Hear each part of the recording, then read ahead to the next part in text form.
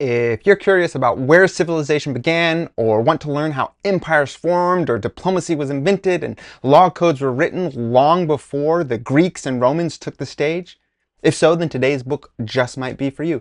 Today, I'll be reviewing The Ancient Near East, a very short introduction by Amanda H. Podany. Welcome to Spencer Reads Everything. I'm your host, Spencer Duncan, and today we are, as promised, diving more into the Oxford University Press's very short introduction series. Today's video is all about one of the earliest and most formative regions in human history, and as a reminder, these videos, ironically, are probably going to be much longer than my usual book reviews because I'm also using the information for writing the scripts for my other channel, History Unraveled with Dr. Duncan. Please go check that out. You can see more about that in the description. Let me give you a little information about the author, a deep dive into the book's chapters as promised, its main themes and takeaways, and always who this book is and isn't for. The author, Dr. Amanda H. Podany, is a historian and professor emeritus of history at California State Polytechnic University, Pomona, or Cal Poly Pomona, where she taught from 1990 until her retirement, which I believe was relatively recent. She specializes in the history of the ancient Near East, focusing particularly on Syria and Mesopotamia during the Middle and Late Bronze Ages. Her research interests include international relations, legal practices, and scribal traditions of that era. She earned her master's in archaeology of ancient Western Asia from the University of London, which would explain her English accent, and her PhD in ancient Near Eastern history from the University of California at Los Angeles.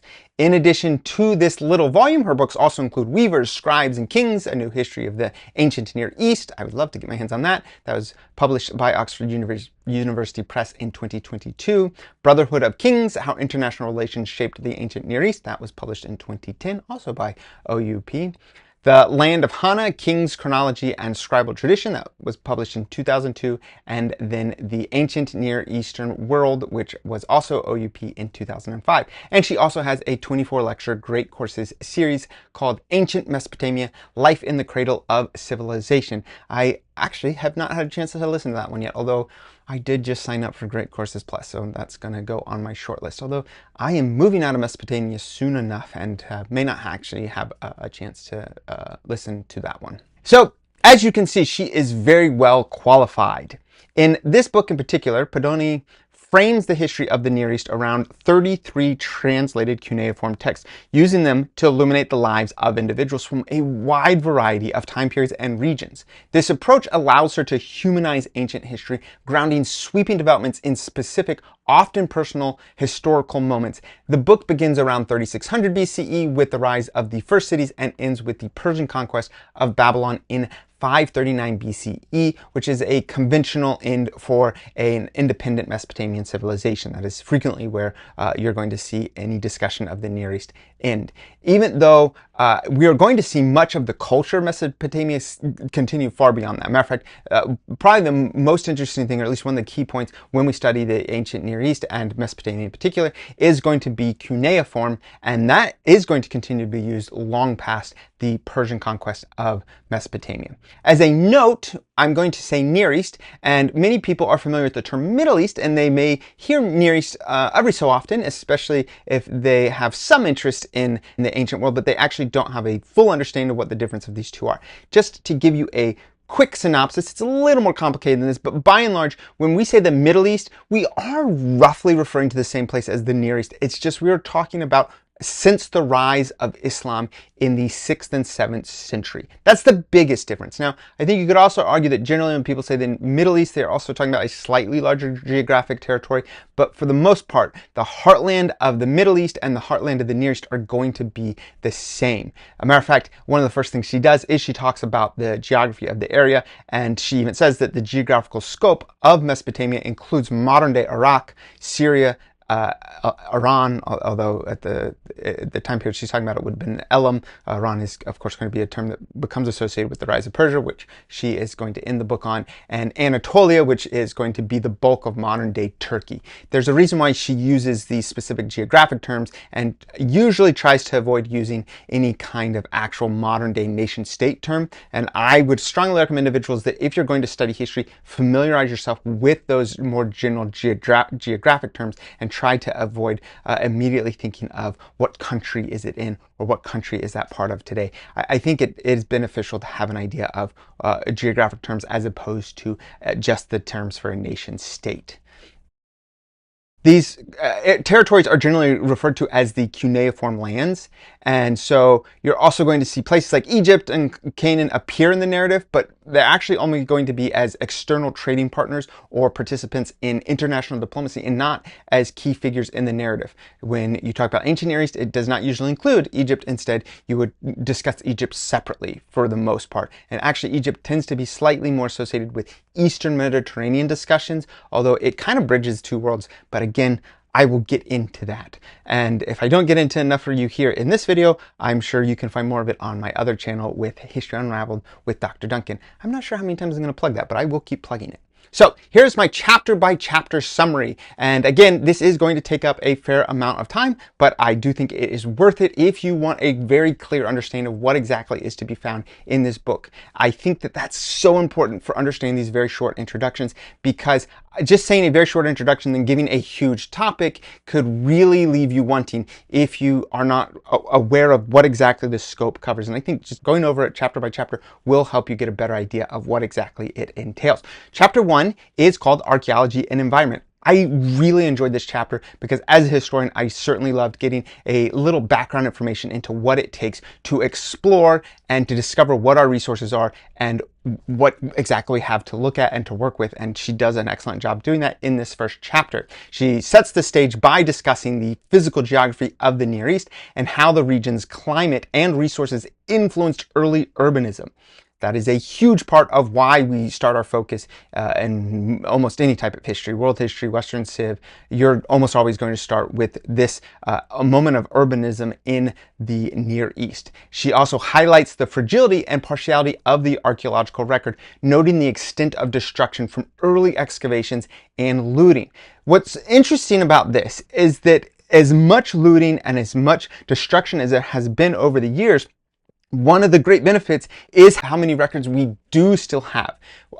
She talks a fair amount about cuneiform and the tablets. We have thousands of those tablets, which is so impressive compared to so many other ancient civilizations. We have a fair amount of writing from the Indus Valley civilization, but we can't translate it. It's not enough to translate, and we're just missing key tools in translating it. For Egypt, as you may or may not know, it took us a long time to translate it, and we were only able to do it with happenstance because of the Rosetta Stone. And then there are many languages that we just can't translate them, and by and large it's because we also don't have large enough sample sizes. And so one of the great benefits of cuneiform, as incredibly complicated and advanced as it was, the bottom line is enough of it was left for us to be able to translate it thousands of years in the future, long past the time of the Near Eastern heyday, and of course, really in many cases, long past anyone had any real remembrance of what constituted the Near East and what the culture was like. And so this is going to be one of the big things that she is really focusing on, and yet it's still crazy to know just how much was destroyed over the years. I actually would love to write a book someday. Sorry, I'm going to go off a few tangents here, but I would love to write a book someday where I discuss the enemies of history. Everyone, of course, thinks of enemies in history, and you think of your worst people, your Hitlers and your Stalins, but I actually would like to take a look at what are the things that make it difficult for us as historians to study history. And stuff like this is frequently going to be the things that are just really going to be roadblocks. But that being said, there is still so much to study in the Near East, and it is wonderful just how many resources we do have. But that being said, you are still going to find those really important elements that you just can't get any more information about because the clearly whatever other cuneiform tablet we need for it just doesn't exist, was destroyed, or for whatever reason, we just don't have that information. Now, imagine applying that to countless other civilizations or cultures where we don't have any written language, let alone an abundance of resources for studying that culture. In the first chapter,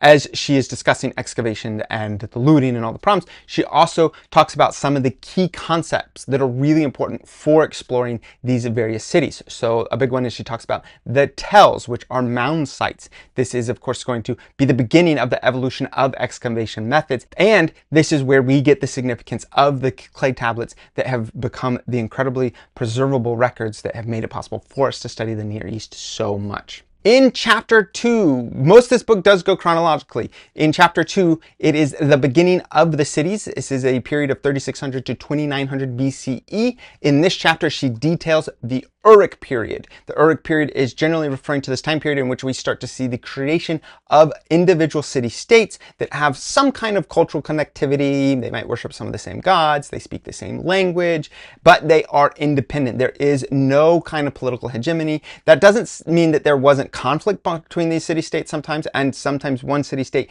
may defeat another city-state in battle. I don't know if they were known for actually destroying other cities, but they maybe forced them to pay some kind of extra tax, or maybe they took some of the citizens as some kind of tribute or whatever. I don't know exactly, but we do not have any real sense of hegemony during this time period, and so we call that the period of Uruk, in which we see the rise of these city-states.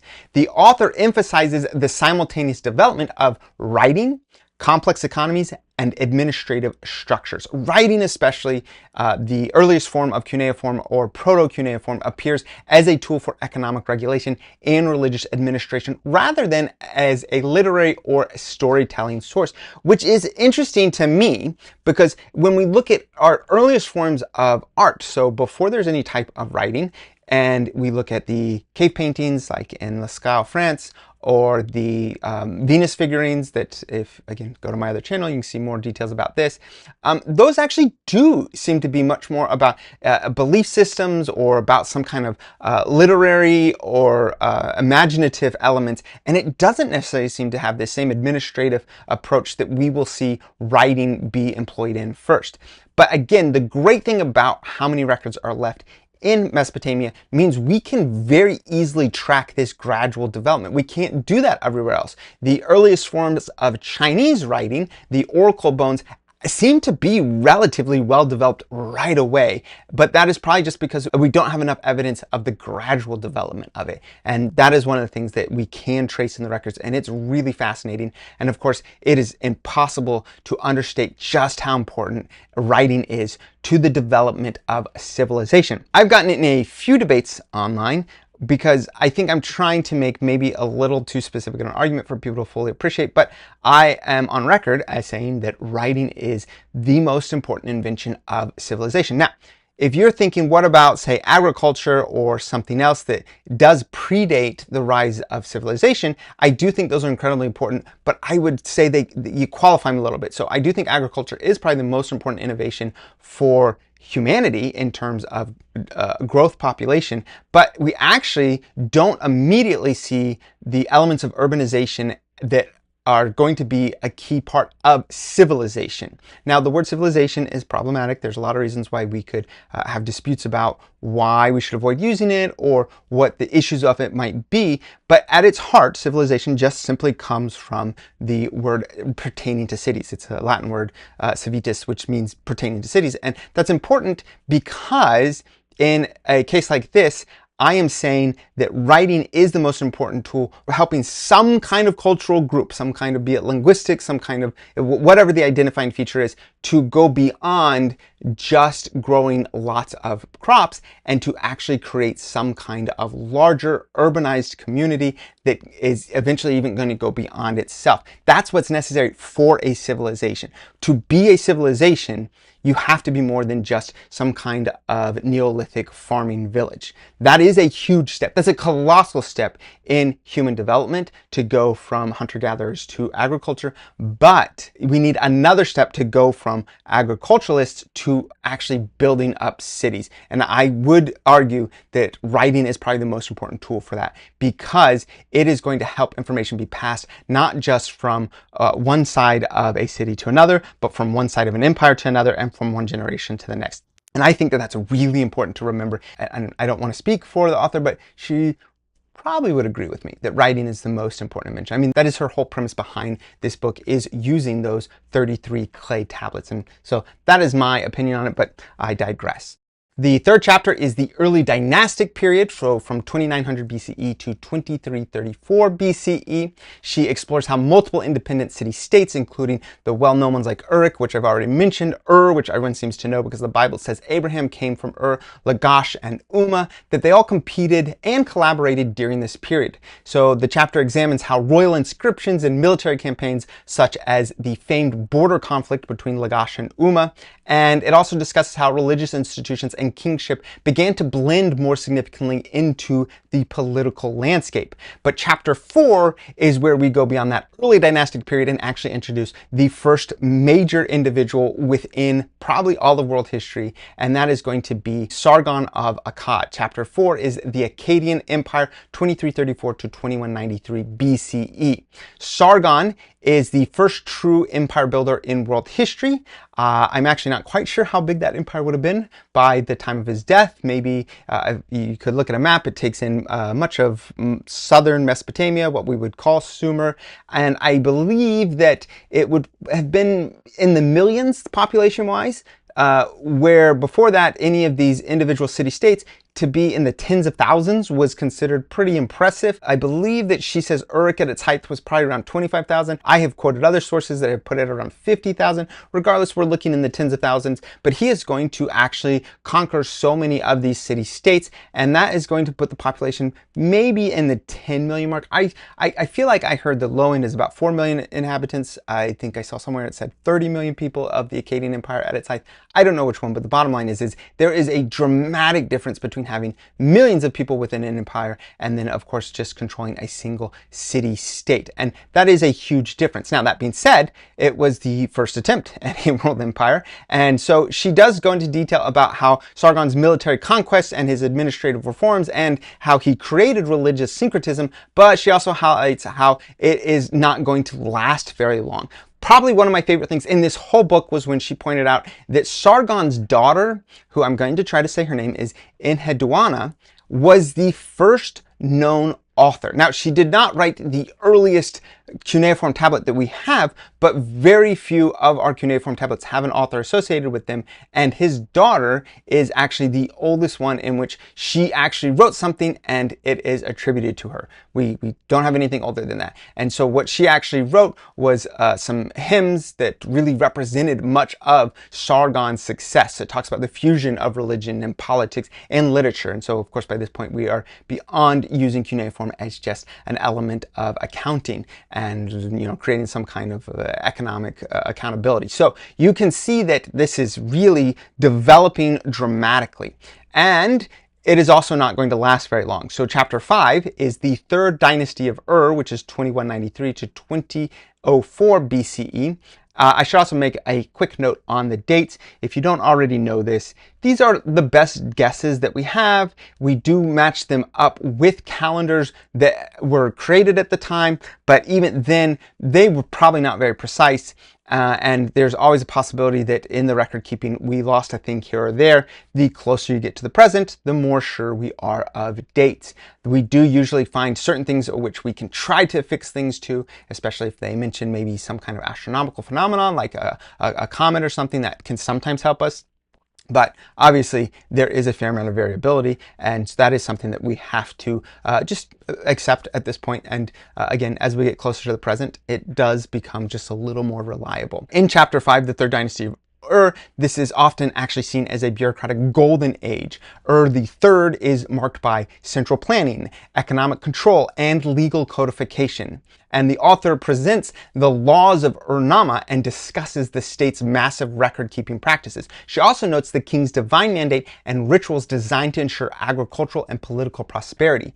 We are seeing through these various empires and dynasties some pretty important developments within their ideas of the world around them. So, for example, if you look at the earliest days of city-states, they did have a type of king, a Lugal, but he didn't exactly have this full sense of some kind of divine mandate. But by the Third Dynasty of Ur, we are certainly starting to see a more concrete understanding of what exactly a king should be and why he is justified in his rule.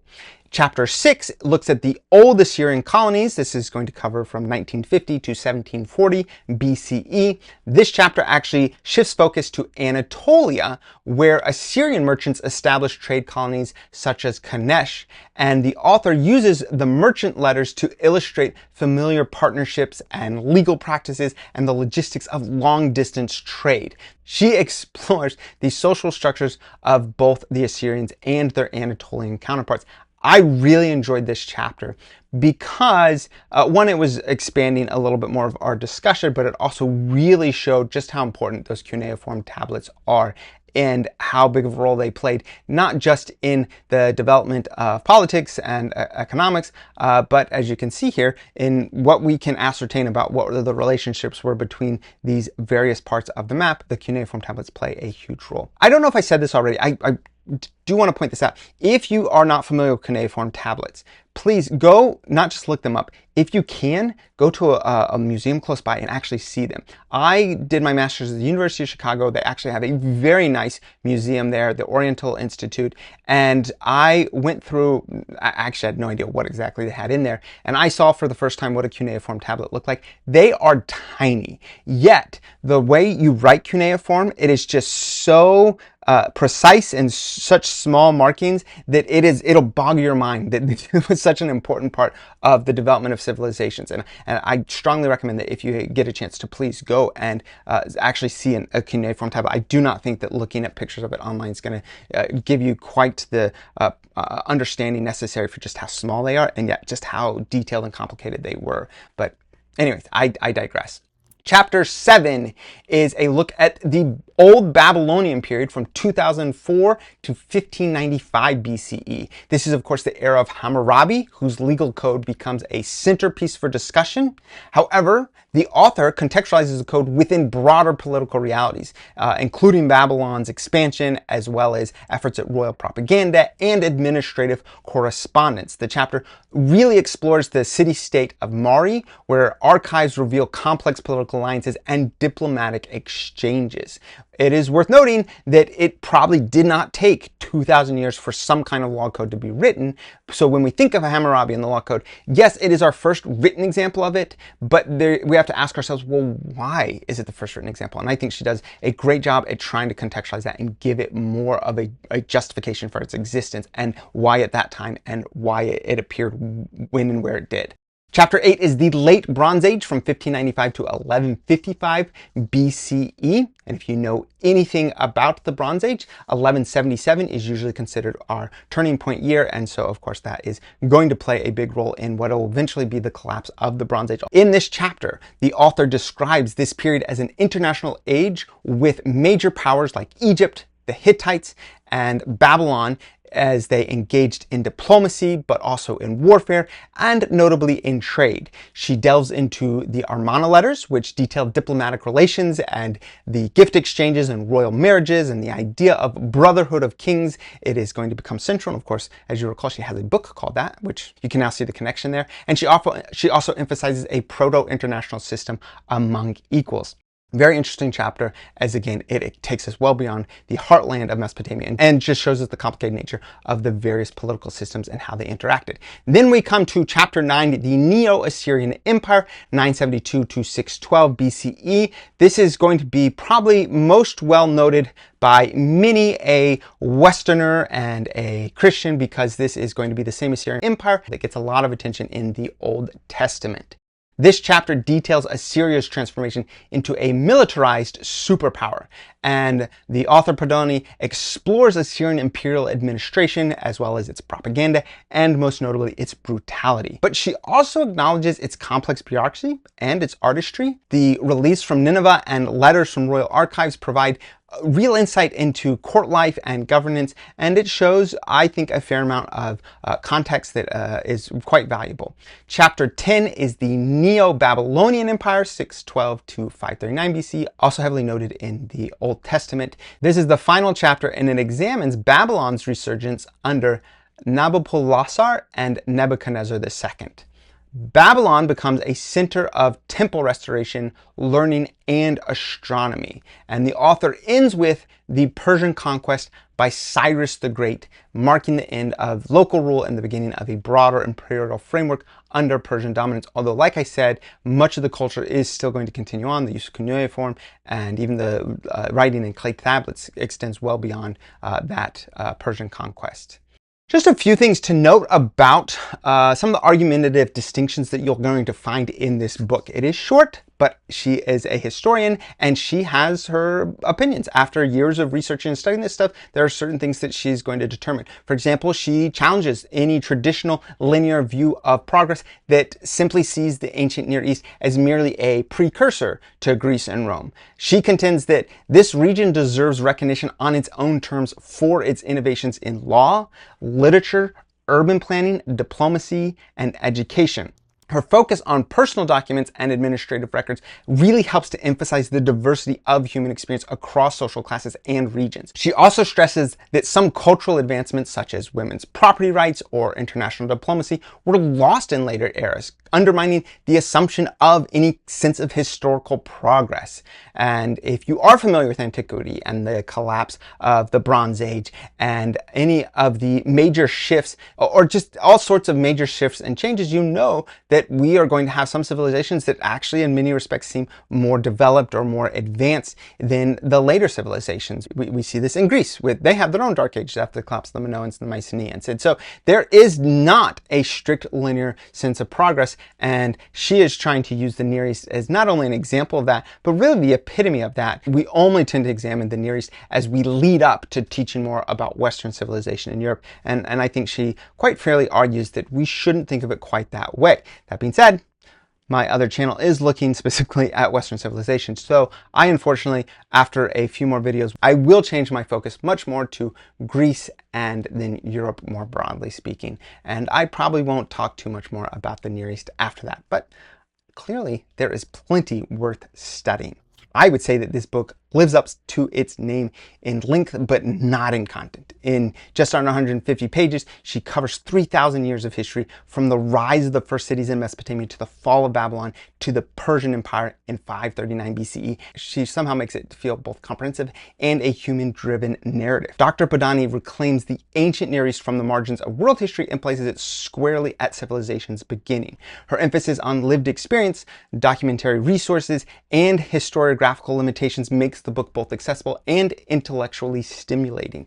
It is a model of accessible scholarship, in my opinion. It is rich without being dense, it is concise without being superficial, and it is thoughtful without being preachy. She makes a strong case that this region deserves more attention than it usually gets in popular history, and I think I agree, even if my future videos won't quite attest to that. So who is this for? This book is for anyone who wants a foundational, approachable, yet serious introduction to one of the most important regions in world history. If you're a student trying to get your bearings before a class or research project, I think this is ideal for that. Or if you're a history buff who has always been curious about Mesopotamia or Elam or Assyria or Babylon, but didn't know where to start, this is also a great place to start. Or if you're just building a personal library of world history and you want to include a concise introduction, as the title would suggest, also a fantastic place to start. Who's this not for?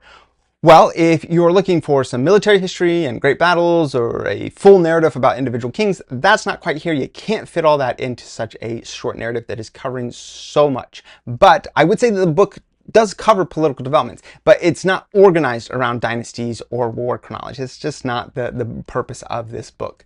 And also, if you want a lot of mythological storytelling or extended discussion of stuff like the Epic of Gilgamesh or creation myths, that's also not in this book. It's not the focus of it, and it's just not something that she really has a lot of space for. Also, I'd say it is short, so it may not satisfy those who already have not even a deep background, but just an introductory background into Near Eastern studies, although I am definitely on the record as saying that even if you think you know something well, a short introduction like this by an expert in the field, you are still going to find things that you didn't realize that you either had already forgotten or never learned in the first place. I'm confident of that.